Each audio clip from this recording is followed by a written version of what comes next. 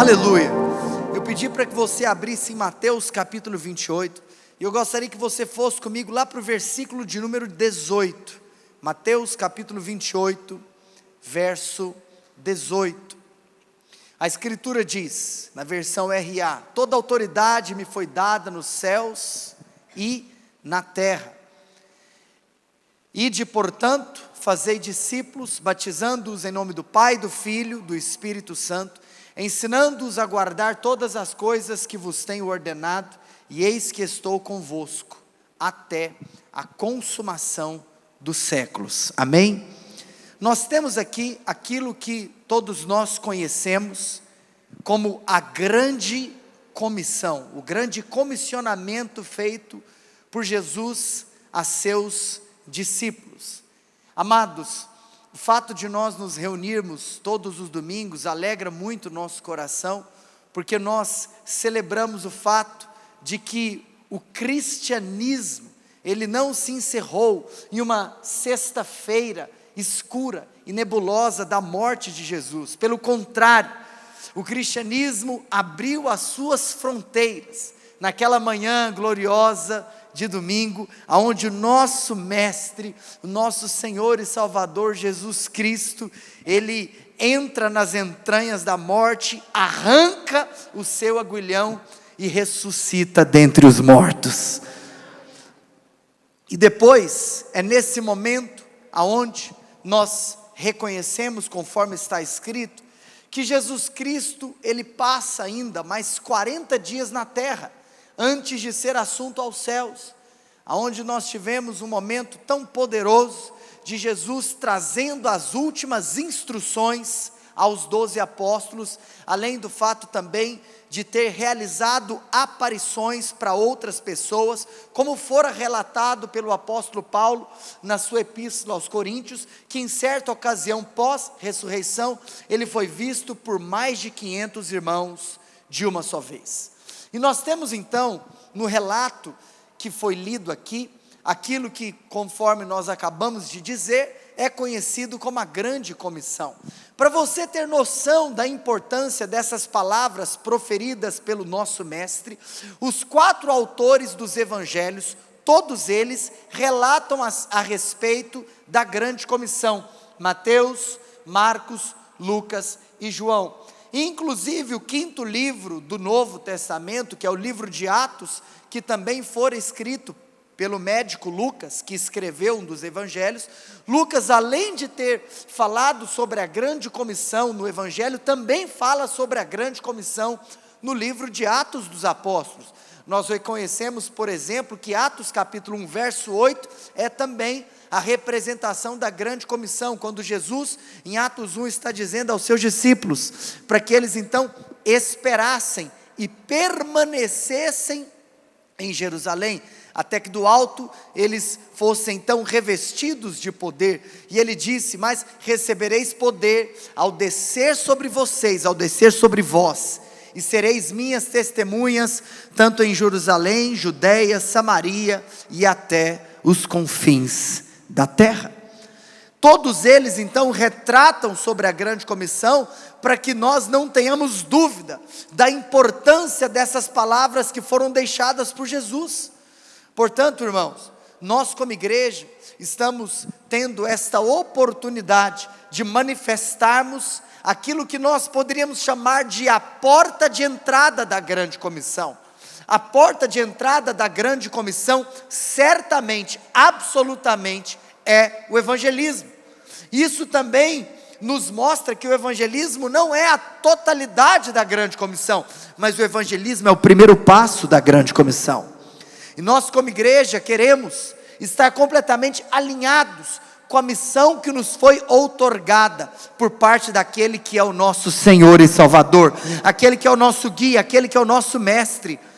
Portanto, irmãos, hoje como igreja, nós estamos aqui para darmos continuidade a essa obra que fora iniciada pelos apóstolos, a essa obra que fora iniciada por aqueles que andaram com Jesus, e que pela graça de Deus, de geração em geração, esse bastão foi sendo passado.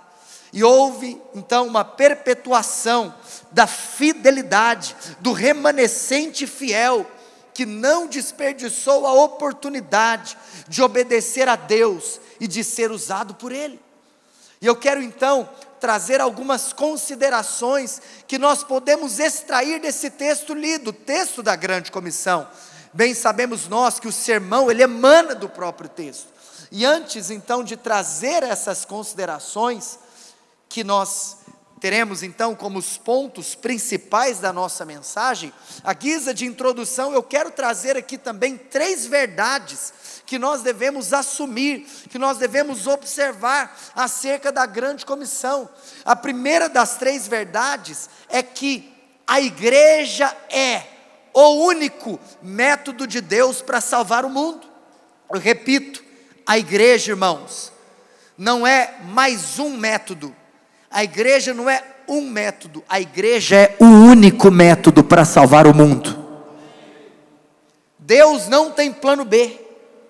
Irmãos, é interessante nós assumirmos o entendimento de que nenhuma organização humana, por mais talvez antiga que ela seja, por mais respeitada que ela seja, por mais poderosa que ela seja, nenhuma outra organização humana tem o poder, tem a legalidade, nenhuma outra está habilitada a essa incrível e gloriosa missão de anunciar o Evangelho do nosso Senhor Jesus. Apenas a igreja.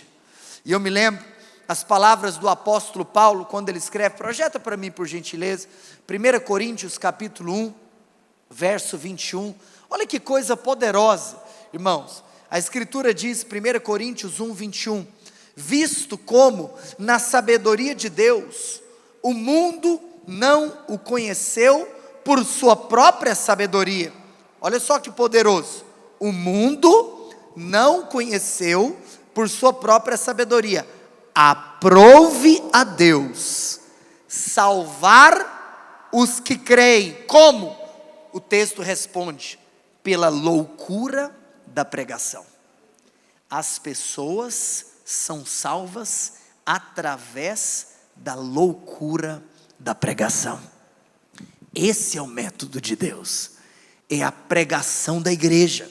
As pessoas vão crer por ouvirem a pregação da igreja.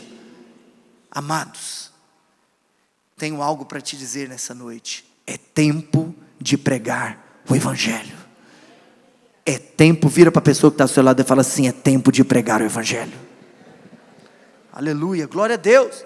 Agora, se nós avançássemos ainda mais nesse raciocínio, corroborando com aquilo que foi escrito aqui por intermédio do apóstolo Paulo aos Coríntios, eu quero também ler com você aquilo que Paulo também diz na sua epístola aos Romanos, no capítulo 10, projeta para mim por gentileza, Romanos, capítulo 10, verso de número 14,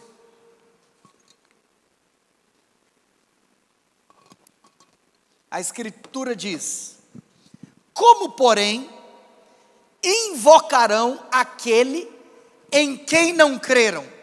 Irmãos, vamos meditar nessas perguntas que estão sendo feitas pelo apóstolo. Como, porém, as pessoas invocarão aquele em quem não creram? É impossível você invocar aquele que anteriormente você não tem crido. Primeiro você crê, depois você invoca. Ou seja, como invocarão aquele em quem não creram? E aí agora o apóstolo continua, e ele diz, e como crerão naquele de quem nada ouviram? Eu te faço essa pergunta, como crerão naquele de quem nada ouviram? Irmãos, como as pessoas crerão naquele de quem nada ouviram? As pessoas não crerão em Deus se elas não ouvirem sobre Deus. Elas não crerão em Cristo se elas não ouvirem por intermédio da loucura da pregação a respeito de Cristo. E ele então finaliza com essa última pergunta retórica: e como ouvirão, se não há quem pregue? Hoje, quando eu estava lendo esse texto pela manhã, eu estava recordando o contexto no qual esse texto está inserido, e eu convido você a lembrar aquilo que está escrito em um capítulo anterior, no capítulo 9, da mesma epístola de Paulo aos Romanos. Irmãos, bem você sabe que toda a escritura é inspirada por Deus, e Deus usou, ao longo de toda a história, aproximadamente 40 homens, que foram então autores desses 66 livros que compõem para nós aquilo que nós reconhecemos e chamamos de cânon sagrado, a Bíblia Sagrada. E é interessante você se lembrar que quando a palavra de Deus foi escrita originalmente por cada um desses autores, não havia essa divisão de capítulos. Essa divisão, ela foi colocada posteriormente, o que significa que é óbvio, claro, singular e absoluto, de que quando você avança de um capítulo para o outro, você está continuando no mesmo raciocínio. E o capítulo 9 do livro de Romanos, talvez é um dos capítulos teologicamente mais debatidos. O capítulo 9 do livro de Romanos, um capítulo tão rico e poderoso, e um capítulo inclusive que confronta o nosso cristianismo. O capítulo 9 de Romanos, ele confronta a ciência que nós temos acerca da bondade e da justiça divina. Talvez você me pergunte: pastor, eu não estou me recordando aquilo que você está se referindo, mas em Romanos capítulo 9, o apóstolo Paulo diz que Deus, ele é um oleiro, e ele então está aqui conversando conosco, que um oleiro, ele tem autonomia, soberania, autorização para fazer o que ele quiser. Ele pode muito bem estabelecer, criar, constituir um vaso para honra, mas também ele pode fazer, se ele quiser, um vaso para desonra. Agora, Deus é o oleiro, nós somos os vasos, e é óbvio, e é claro, e é certo que Romanos capítulo 9, talvez é um dos capítulos que nós vemos, e que mais atesta no nosso espírito acerca daquilo que conhecemos como a doutrina da eleição divina, de que não é o homem quem escolhe a Deus, pelo contrário, mas é Deus quem escolhe o homem, e nós cremos absolutamente nessa verdade bíblica, nessa verdade fundamental. Não fostes vós que escolhestes a mim, diz o Senhor, mas eu vos escolhi. Eu te pergunto, o apóstolo Paulo, enquanto estava andando no caminho para Damasco, na ocasião, conhecido como Saulo de Tarso, o que ele estava fazendo naquele caminho? Ele estava indo buscar a Deus? Certamente, absolutamente não. Pelo contrário, nós inclusive nos lembramos daquela cena em Atos capítulo 7, quando nós temos inclusive uma estupenda passagem, que é a cena do martírio de Estevão, aquele que foi o primeiro a inaugurar o privilégio dos que talvez tiveram que entregar a sua própria vida em favor desse evangelho, que nós estamos aqui hoje exaltando. Estevão, o primeiro dos mártires, quando estava ali, sofrendo o apedrejamento, a escritura diz que tinha um homem que estava assistindo aquela cena, o apóstolo Paulo, na ocasião muito longe de se tornar um apóstolo. A palavra de Deus fala que a raiva de Paulo dos cristãos era tão grande. Eu gosto de uma expressão, não no sentido de que eu gosto disso, mas que eu gosto de pensar o quanto isso talvez é pedagógico para nós entendermos o tamanho da raiva que se passava no coração de Paulo. A escritura diz que Paulo rilhava os dentes. Pensa, ele tinha tanta raiva dos cristãos que ele chegava a ponto de rilhar os dentes, de tamanha raiva que ele tinha dos cristãos. Mas subitamente, ele viu uma luz que brilhou do céu. Quero te falar uma coisa. Sabe o que é poderoso? É você imaginar que nesse exato segundo, existem pessoas que estão lá fora, se entregando aos prazeres passageiros e ilusórios do pecado, mas que mal elas sabem que dia 15, no próximo sábado, às 15 horas, Deus tem um encontro marcado com cada uma delas. Sabe o que é poderoso? Mal elas sabem que no domingo que vem, talvez 1, 2 ou 3 cadeiras que estão desocupadas do seu lado, serão ocupadas por elas. Você tem noção e dimensão que no domingo que vem, pessoas que nunca imaginariam estarão aqui louvando, exaltando e cultuando ao único Deus, o Todo-Poderoso. Essas pessoas não estão buscando a Deus. Essas pessoas, irmãos, estão se entregando para suas paixões carnais. Mas não é o homem quem busca a Deus, é Deus quem marca o encontro com o homem. Irmãos, que coisa poderosa. Se nós estamos aqui, nós estamos pela graça divina, por essa graça irresistível para todos aqueles que eleitos foram. Agora, voltemos para o raciocínio que está sendo construído. Se no capítulo 9, o apóstolo Paulo nos traz tanta clareza acerca da soberania divina, acerca da doutrina da eleição, eu te faço uma pergunta. Talvez, será que alguém não poderia, ao meditar nas palavras do apóstolo, pensar: uai, como um bom goiano, se o Senhor já estabeleceu, então será que eu não preciso fazer nada? E assim como no capítulo 9, ele diz que Deus é um oleiro, e que Ele pode determinar se o vaso é para honra ou para desonra. No capítulo 10, na continuação do raciocínio, o apóstolo pergunta: como crerão, se não há quem pregue?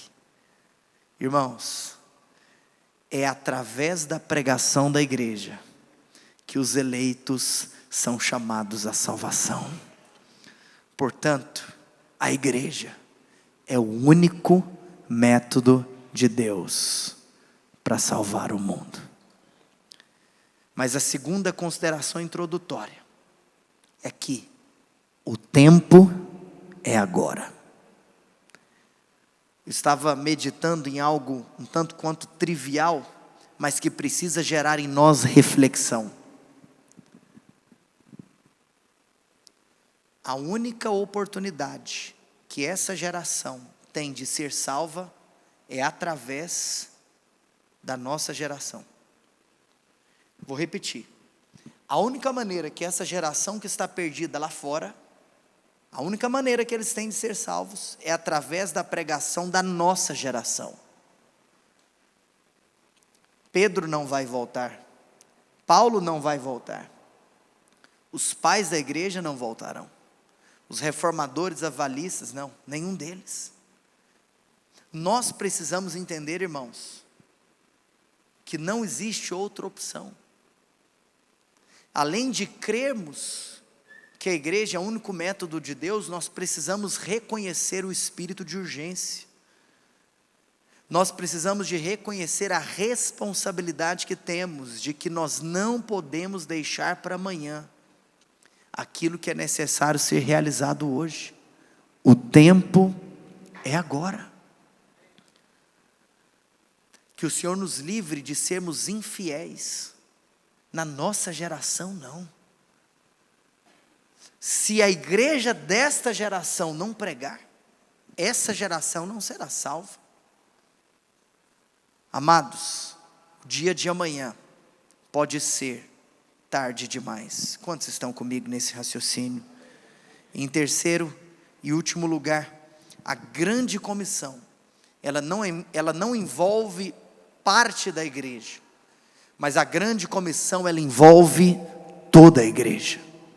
A grande comissão não é simplesmente a responsabilidade de alguns. A grande comissão não é a responsabilidade da liderança.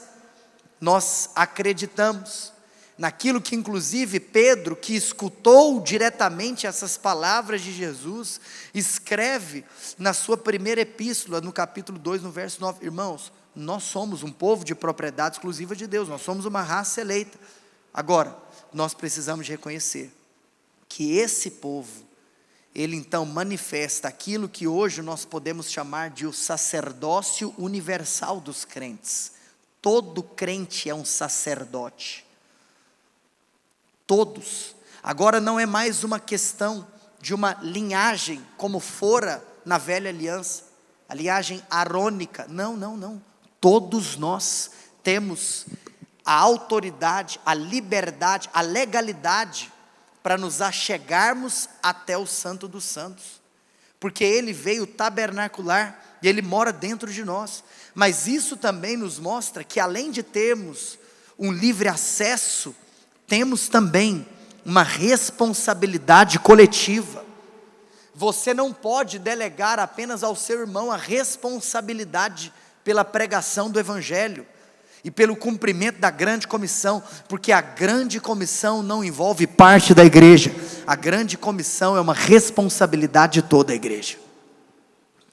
E olhando agora para o texto, eu quero então te trazer 5 pontos que nós podemos extrair daquilo que nós lemos e daquilo que foi escrito. Então, de maneira introdutória, diga após mim, diga assim: a igreja é o único método de Deus para salvar o mundo. Diga assim: o tempo é agora e a responsabilidade é de toda a igreja. Olhando agora para o texto, o verso de número 18 diz: toda autoridade me foi dada, nos céus e na terra. Jesus então, antes, olha que interessante, o que eu quero chamar a sua atenção em primeiro lugar, para você que gosta de tomar nota, o primeiro ponto da mensagem é a autoridade do comissionador, a autoridade daquele que comissiona. Olha que interessante, quando você olha para o texto, enquanto eu falo, você pode examinar a tua palavra. No verso 19, nós temos então a grande comissão de maneira explícita. No verso 19, Jesus então libera qual é essa grande comissão que Ele tem para o seu povo na terra. Agora, antes de trazer a grande comissão no verso 19, no versículo de número 18, o Senhor Jesus deixa claro a sua autoridade como o comissionador. Toda autoridade me foi dada. Irmãos, de nada adiantaria se recebêssemos uma ordem de alguém que não tivesse competência para tal. Mas louvado seja o nome do Senhor, porque Ele possui autoridade, poder e competência para nos comissionar. Antes da comissão, Ele deixa claro o seu papel de comissionador, a sua autoridade. Ele é a autoridade máxima do universo, e se Ele é a autoridade máxima do universo, nós não podemos negligenciar, desobedecer a sua ordem. Irmãos, isso também é uma boa notícia, porque é o Deus Todo-Poderoso, Criador dos céus e da terra, aquele que tinha acabado de vencer a morte. Ele vira para os seus discípulos, Ele vira para mim, Ele vira para dizer, Ele vira para mim, Ele vira para você, e Ele diz: vocês podem ir, e o meu poder estará com vocês. Oh, irmãos, todo o universo se dobra a uma ordem de Deus. Todo o universo, as estrelas, os astros. Se você se lembrar das histórias dos evangelhos, Marcos capítulo 4, quem é este que até o vento e o mar lhe obedecem? As estrelas obedecem à sua voz, o vento obedece à sua voz, o mar obedece à sua voz. Os anjos obedecem a sua voz. Satanás mesmo virou para Jesus quando este estava o tentando e disse: se você simplesmente pular do pináculo do templo, em outras palavras, os anjos vão vir. Por quê? Porque o que você fala, os anjos fazem. Depois você se lembra também na libertação daquele gadareno, quando os demônios eles fazem um pedido para Jesus: nos permita entrar nessa manada de porcos. Olha que interessante, por que os demônios fazem um pedido? Porque os demônios sabem quem é o rei do universo. Os demônios puderam entrar porque ele diz: pode entrar. Sabe o que significa? Que os anjos obedecem, os demônios obedecem, o vento obedece, o mar obedece. E eu te pergunto, apenas nós não obedeceremos a sua ordem? Apenas nós não obedeceremos a tua palavra e a tua direção? Se nós não obedecermos à grande comissão, nós estaremos em um lugar de anomalia a toda a criação e toda a criatura, porque todos obedecem a sua voz. Em primeiro lugar, a autoridade do comissionador. Mas em segundo lugar, o que nós podemos tirar desse texto é aquilo que nós podemos chamar de, segundo ponto para você que gosta de tomar nota, o objetivo da grande comissão. Diga assim comigo: em primeiro lugar, a autoridade do comissionador. Mas diga assim: em segundo lugar, o objetivo da grande comissão. Se nós olharmos então para o verso 19, nós temos Jesus dizendo: ide, portanto, e fazei discípulos. Ou em outra tradução, indo, façam discípulos. O que isso nos mostra? Que existe aquele que nós podemos categoricamente afirmar e estabelecer como o objetivo da grande comissão. O objetivo da grande comissão é, dois pontos, fazer discípulos. Esse é o objetivo da grande comissão. Isso nos mostra que se este é o ponto central, o nosso papel, irmãos, não é simplesmente atrair pessoas para admirarem a Jesus, atrair pessoas para admirarem o Evangelho, atrair pessoas para admirarem a pregação. Não, Jesus não está em busca de admiradores, Jesus não está em busca de fãs. Nós não estamos aqui para atrair pessoas a se tornarem fãs do nosso mestre. Quem precisa de fã é artista, não é o Deus Todo-Poderoso. O Deus Todo-Poderoso, Ele necessita de discípulos, de servos, de filhos obedientes. O objetivo da grande comissão é: façam discípulos. Irmãos, nós não podemos estabelecer outro padrão que não for aquele colocado por Ele mesmo, daquilo que nós consideraríamos o que é ser um discípulo de Jesus. Ele mesmo disse: vá, negue-se a si mesmo, tome a sua cruz e siga-me. Eu quero te falar uma coisa: você não pode ser crente do jeito que você quiser.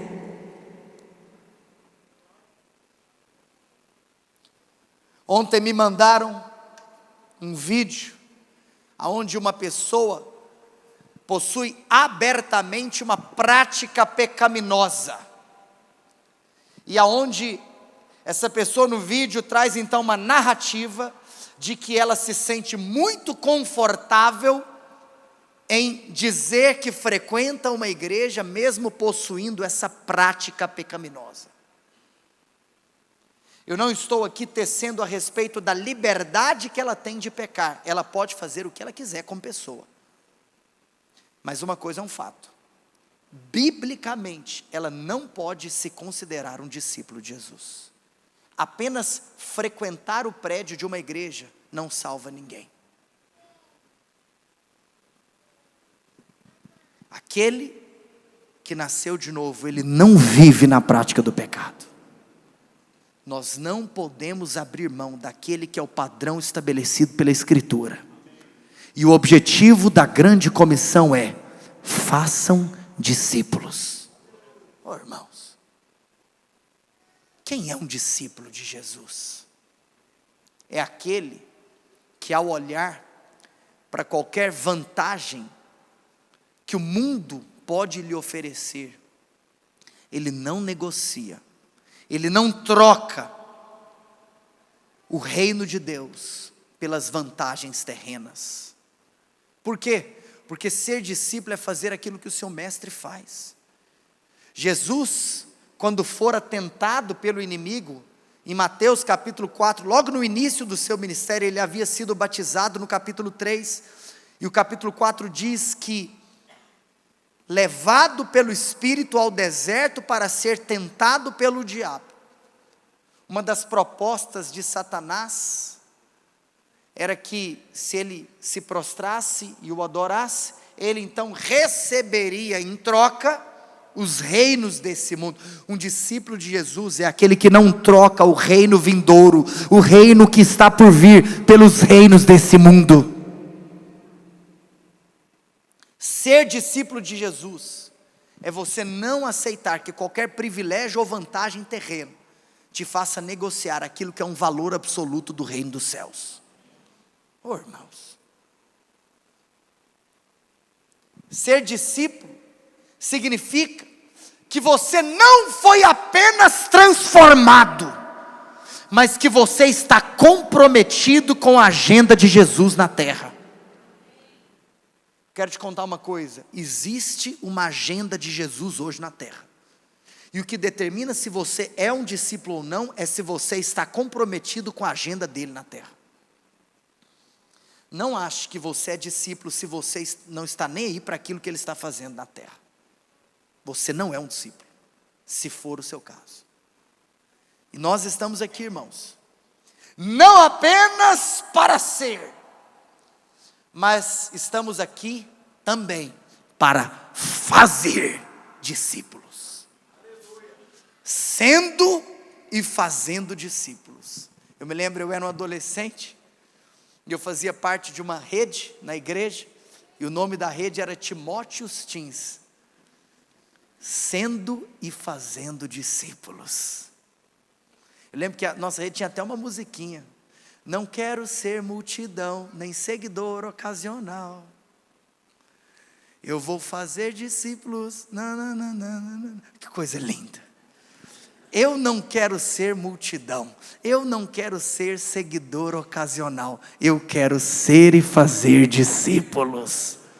Oh, irmãos, é isso que nós precisamos ensinar para as nossas crianças, é isso que nós precisamos ensinar para os nossos adolescentes, para os nossos jovens. Não importa a sua idade, não importa a sua geração, o objetivo da grande comissão é: faça discípulos.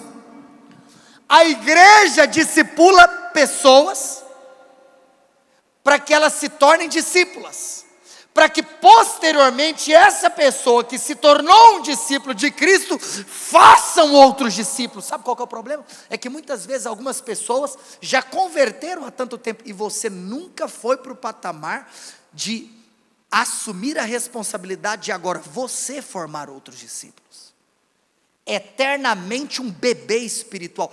Deus não nos chama para edificarmos uma comunidade de filhos espirituais apenas. Deus nos chama para estabelecermos um lugar onde pais espirituais são levantados. Oh, irmãos, que haja maturidade no nosso meio. É tempo de você, de fato, assumir a responsabilidade. Por falar nisso, eu quero avançar na mensagem, até porque um dos pontos será essa responsabilidade da grande comissão. Mas antes de falar da responsabilidade, ponto 3, anota aí: o alcance da grande comissão. Em primeiro lugar, a autoridade do comissionador. Toda autoridade me foi dada nos céus e na terra. Em segundo lugar, o objetivo da grande comissão: fazer discípulos. Mas em terceiro lugar, nós vemos aqui o alcance da grande comissão. Ide, portanto, fazei discípulos de todas as nações. Diga comigo, todas as nações. Esse é o ponto 3. A grande comissão tem um alcance. Sabe qual que é o alcance da grande comissão? Todas as nações da terra. Oh, irmãos, sabe o que é poderoso? Nós reconhecemos que nós fazemos parte de uma obra cujo final é a vitória. Eu não sei você, mas tem coisa melhor do que poder participar de um time que não apenas está ganhando, mas que tem a convicção que vai ganhar? Ah, irmãos, eu não sei você, mas isso apetece o meu coração. Olha aqui para mim, sabe o que é interessante? Que originalmente, no grego, a palavra nações aqui, ela poderia / deveria ser traduzida por etnias. Diga comigo, etnias. Vamos lá. Talvez ao imaginar a palavra nações, logo lhe vem à mente, obviamente, os países que você conhece. Mas é fato que muitas vezes dentro de um país, nós temos várias etnias. Você tem várias raças dentro de um país. Você tem várias tribos dentro de um país. Quem está comigo? Então, nações aqui, não se trata apenas aqui do Brasil, da Argentina, do Chile, do Equador, da Bolívia, da Venezuela, do México, da Guatemala, do Panamá, dos Estados Unidos, do Canadá, de Guiné-Bissau, Moçambique, Angola, África do Sul, ou Itália, França, Inglaterra, Irlanda, República Tcheca, Rússia, ou Tailândia, Indonésia, Mongólia. Não se trata apenas de Austrália e Nova Zelândia. Todas as etnias. Eu me lembro aquilo que está escrito em Apocalipse, no capítulo 5, no versículo de número 9, onde a palavra do Senhor diz que o Senhor Jesus Cristo, Ele morreu, sabe para quê? Eu e você podemos glorificar a Deus, para comprar com o seu precioso sangue, todos aqueles que procedem de toda tribo, raça, povo, língua e nação. Oh, irmãos, a grande comissão possui um alcance. Todas as nações, todas as tribos, todas as raças, todas as línguas. Você sabe, nós não podemos parar até que essa mensagem não chegue a todas as etnias. Sabe o que é triste? Enquanto eu preparava o sermão, eu li e ouvi alguns homens de Deus, e eu li um relato, na realidade, eu ouvi um relato que entristeceu meu coração. Existem lugares que não possuem João 3,16 traduzido para o seu dialeto. João 3,16. Isso, amados, me faz crer que ao meditar acerca do alcance da grande comissão, nós também hoje aqui, e eu estou pregando muito além do que para pessoas que podem se dizer ou intitular, ou evidentemente ser membros da igreja Emaús, eu estou pregando para os discípulos de Cristo que estão aqui vivos na minha geração. E eu quero te falar uma coisa: o convite de Deus para você não é que você se envolva apenas na agenda da igreja Emaús. É claro que talvez você se comprometer com a agenda da sua comunidade local é um pré-requisito básico e evidente para que você não seja um hipócrita que diz que está comprometido com algo onde na realidade você nem mesmo se envolve na sua própria casa. É um pré-requisito básico, mas o fato é que nós hoje podemos entender que temos uma gloriosa oportunidade de não olharmos apenas para onde estamos inseridos, mas que o Senhor nesses dias como igreja possa nos ampliar uma visão apostólica, que possa então nos fazer com que tenhamos uma postura de assumirmos a responsabilidade, não de acordo com aquilo que apenas está acontecendo aqui na cidade de Goiânia, mas por que Deus não pode levantar nessa casa pessoas que serão como verdadeiros missionários missionários dispostos a irem em lugares de povos inalcançados, ou até mesmo pessoas que irão se engajar na causa da tradução bíblica para povos, nações e etnias que ainda não possuem a Escritura, para poderem ler e crer no Deus da Escritura. Oh, irmãos, que nós possamos nos comprometer com o avanço do reino de Deus. Que Deus levante pessoas que vão contribuir, como foi dito aqui, que vão ofertar, que vão investir na causa da tradução bíblica. Essa mensagem vai chegar. Assim como também profetizo que dessa casa sairão missionários para os mais diversos lugares, não apenas dessa nação, mas do globo terrestre.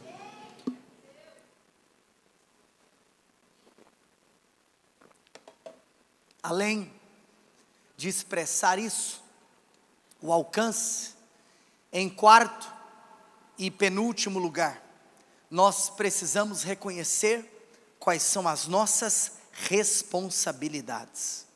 Nós dissemos então que o objetivo da grande comissão é fazer discípulos, que o alcance da grande comissão é todas as nações. Se você perceber, eu estou falando o texto para você. Ide, portanto, fazei discípulos, façam discípulos de todas as nações. Mas agora, nós entramos no quarto ponto da mensagem, que é o terceiro do verso 19. A responsabilidade da grande comissão. A autoridade do comissionador, o objetivo, o alcance e a responsabilidade. Qual é a responsabilidade? Eu gostaria de listar para você 3 responsabilidades que nós temos na grande comissão, de acordo com o próprio texto. A primeira responsabilidade da grande comissão, diga comigo, batismo. A Escritura diz: ide, portanto, fazei discípulos, batizando-os, discípulos de todas as nações, batizando-os. A primeira responsabilidade da grande comissão é o batismo. Isso aponta então para o fato de que aquelas pessoas que talvez serão convidadas por você essa semana para participarem do nosso evento Sozo, elas não podem ser abandonadas depois do evento. Você não pode simplesmente se conformar no primeiro momento, que é a pregação do Evangelho. É claro, é fundamental, é básico, é elementar, mas é o ponto de partida da grande comissão. Que o Senhor levante aqui homens e mulheres que se posicionarão como verdadeiros consolidadores. Eu sempre gosto de trazer essa expressão, aqueles que nós chamamos de os Ananias de Deus, usando como referência aquele que se disponibilizou ao Senhor para consolidar o apóstolo Paulo. Interessante, nessa mensagem citamos a conversão do mesmo. E pensa, aquele homem que, como eu disse aqui para você, ele rilhava os dentes de raiva, de ódio contra os cristãos. Aí Deus vira para um homem chamado Ananias e fala assim: Ananias, você vai cuidar dele, porque ele converteu, meu Deus do céu.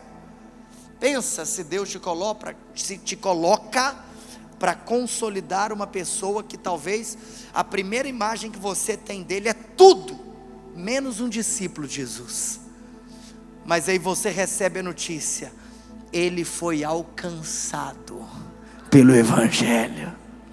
Irmãos, nós precisamos de caminhar com essas pessoas até o momento do seu batismo. E sabe o que é interessante também? Porque quando nós falamos de batismo, nós também reconhecemos que o batismo é aquela cerimônia que significa a inserção do novo membro ao corpo de Cristo. Por isso, a igreja tem autoridade para batizar. Por quê? Porque o batismo, irmãos, não é um fato isolado. O batismo significa que aquela pessoa agora está sendo inserida na família. está sendo inserida no corpo, o que nos mostra que, se a primeira responsabilidade da grande comissão é o batismo, e o batismo invariavelmente aponta para a inserção da pessoa no corpo, isso significa que não existe a possibilidade de um crente ser desigrejado. Essa é uma falácia, é um sofisma dessa geração, que você pode servir a Deus, que você pode ser igreja sozinho. Isso não existe. A primeira responsabilidade da grande comissão é o batismo. Por quê? Porque nós precisamos estar inseridos no corpo. Quantos estão comigo? É impossível, se você tirar um membro, ele não vai funcionar mais fora do seu corpo. É impossível um membro funcionar fora do corpo. Mas em segundo lugar, nós vemos aqui uma outra responsabilidade da grande comissão: batizando-os em nome do Pai, do Filho e do Espírito Santo, e em segundo lugar, ensinando-os. A segunda responsabilidade da grande comissão após o batismo é o ensino. Diga assim: o ensino é uma responsabilidade da grande comissão. Deixa eu dar um exemplo para você.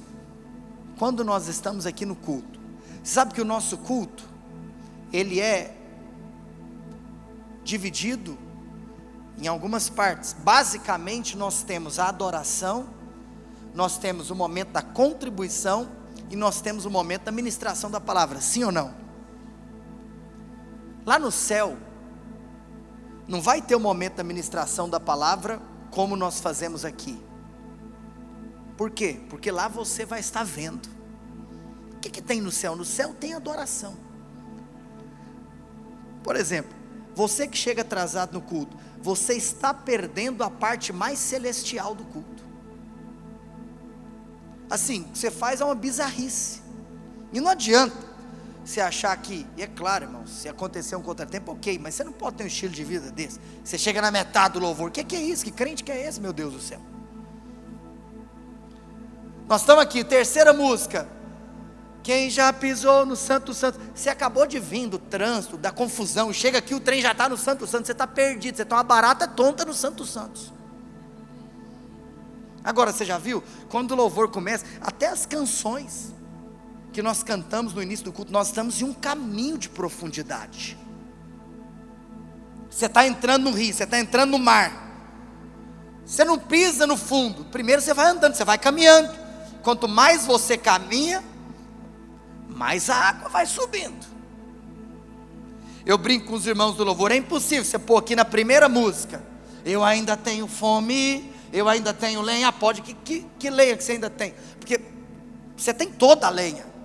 Agora, você já viu o que é você cantar essa música depois de uma noite inteira de busca, de adoração, de pressão?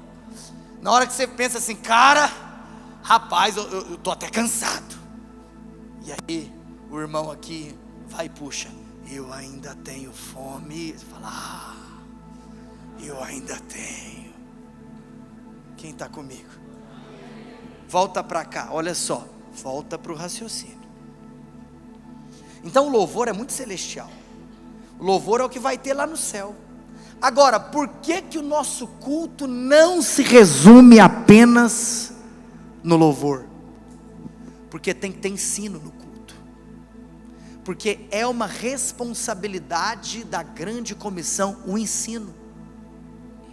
É por isso que aqui na igreja, no mês de maio, pela graça de Deus, é um patamar que desde o início nós sabíamos que o momento nós entraríamos nele. Nós iremos inaugurar a escola teológica da igreja Emaús, esse ano, esse semestre, no mês de maio, escola Macários. Macários no grego significa bem-aventurado. Quando você lê o Sermão da Montanha, capítulo 5, bem-aventurados são os limpos de coração, porque eles verão a Deus. Macários são. Agora, a escola Macários, ela vai ter vários cursos. Inclusive nós vamos começar só o primeiro curso, que é um curso de fundamentos e alicerces da vida e da caminhada cristã. Nós ainda nem sabemos como vai chamar o primeiro curso, mas certamente depois teremos outros cursos de liderança, e óbvio que o nosso sonho é um dia poder ter também um seminário teológico. Agora, por que nós vamos fazer isso? Porque nós reconhecemos que o ensino é uma responsabilidade da grande comissão. Agora, eu finalizo esse ponto te mostrando algo. Ensinar o quê? Aqui está escrito, o que Jesus nos tem ordenado. Agora, uma coisa que precisa ser algo que nos chama a atenção, vem comigo. Olha isso aqui, a escritura diz, ensinando-os a guardar todas as coisas. Ou seja, o ensino não pode ser parcial. Nós não podemos nos dar ao luxo de ensinar apenas aquilo que nós gostamos. Nós não podemos nos dar ao luxo de ensinar apenas aquilo que para nós é mais fácil. Entre nós, irmãos, tem coisa que é mais fácil ensinar, ou talvez tem coisa que nós gostamos mais de ensinar. Inclusive, algumas coisas são até mais interessantes. Pensa você no papel de pregador. Talvez você pode pensar, nossa, meu sonho é todo domingo falar uma coisa interessante. É isso mesmo, porque tem coisa, e talvez o que a gente pode talvez julgar ou chamar de interessante? É quando, por exemplo, nós ouvimos algo que talvez nós nunca tínhamos ouvido antes, ou olhamos um texto e uma perspectiva que talvez nunca tínhamos enxergado antes, e nós falamos, uau, que coisa interessante. É isso mesmo, mas tem dia que você vai vir aqui e não vai ter nada de interessante, não vai ter uma perspectiva nova, vai ter um dia que talvez é uma verdade fundamental e rudimentar. Mas por quê? Porque todas as coisas nos falam que o ensino não pode ser parcial, não pode ser dessa parte que nos agrada, não é simplesmente o ensino que talvez é mais palatável, é ensinar todas as coisas. Nós como igreja temos a responsabilidade de não pregarmos o evangelho parcial, nós precisamos pregar toda a palavra. Nós precisamos pregar a soberania divina, e nós precisamos pregar a responsabilidade humana, ensinando todas as coisas. E a última responsabilidade da grande comissão: primeira, o batismo; segundo, o ensino; em terceiro lugar, ensinando-os a guardar. Sabe por que isso precisa ser enfatizado? Porque algumas pessoas têm simplesmente um prazer no saber. Pois hoje eu quero te falar uma coisa: você não pode ter apenas um prazer no saber, você tem a responsabilidade de guardar o que você sabe. Infelizmente existem aqueles que são obesos intelectuais teológicos, obesos teológicos. Você sabe muito, mas pratica pouco. Você analisa e comenta muito, mas faz pouco. Ensinando-os a guardar. Irmãos, não é sobre o tanto que sabemos, é sobre o tanto que guardamos, é sobre o tanto que praticamos aquilo que nós sabemos. Isso é uma boa mordomia daquilo que está sendo dispensado como orvalho fresco à sua cabeça.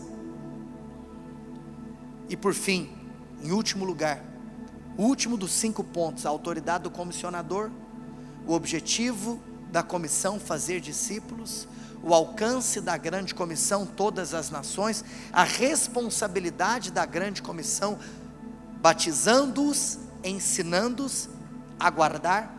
Em quinto e último lugar, obviamente, para concluir essa mensagem, nós trazemos considerações que talvez trazem elementos que foram explanados em todo o contexto da mensagem. Eu quero te fazer uma pergunta: quais são os motivos que nós temos para cumprir a grande comissão? Quinto lugar, quais motivos temos para cumprir a grande comissão? E eu quero listar aqui 3 motivos que temos para cumprir a grande comissão.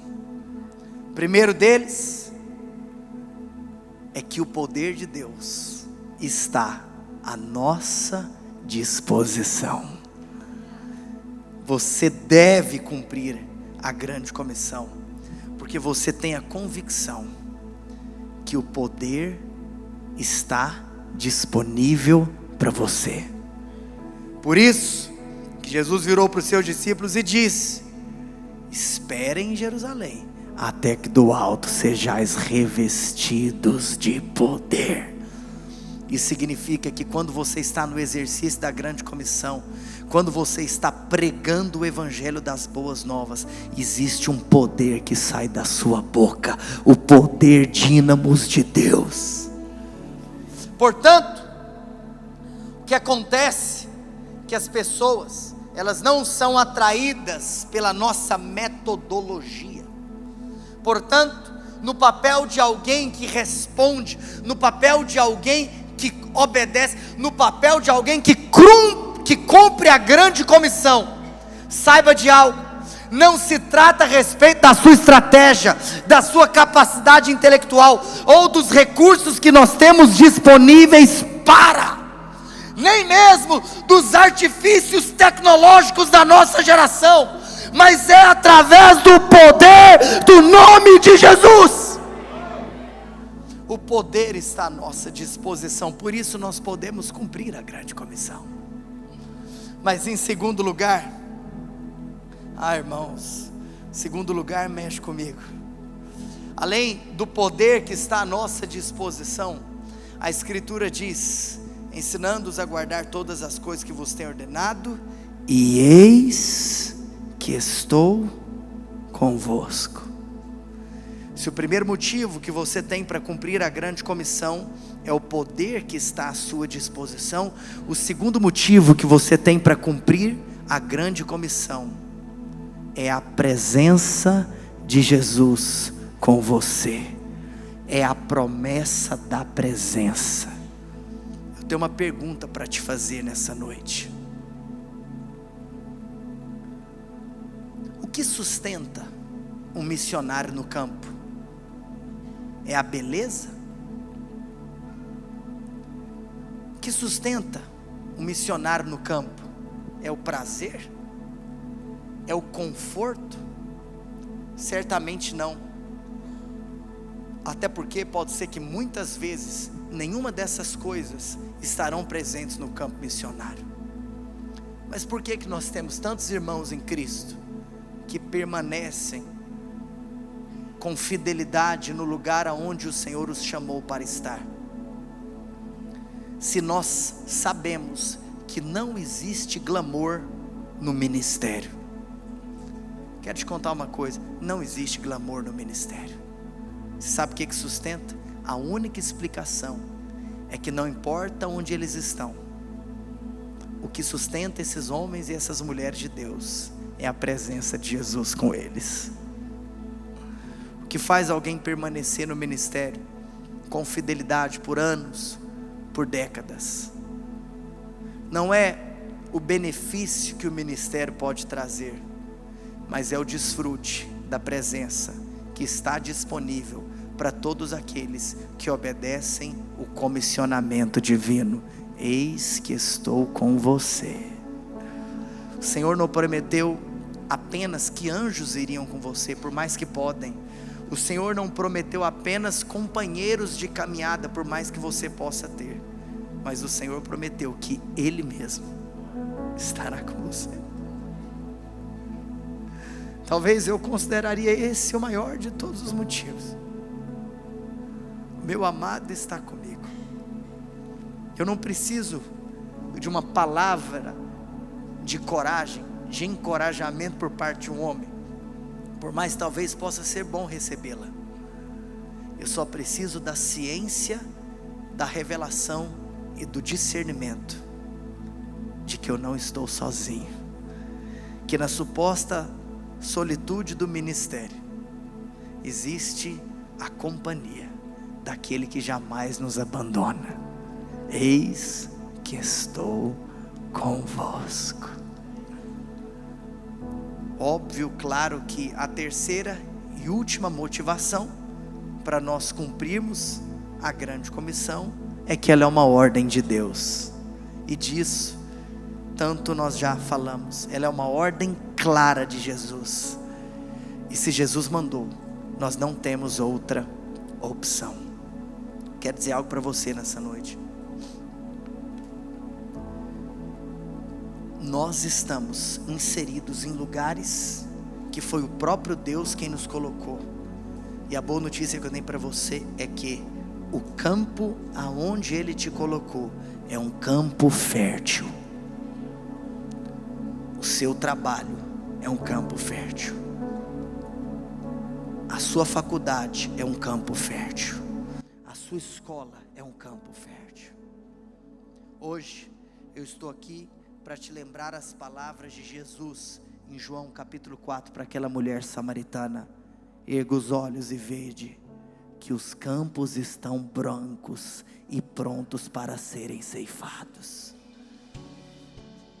Você sabe que um contexto de plantação, a semente é colocada na terra, a semente é colocada no solo. Existe tudo aquilo que nós associamos como cuidado com esse solo.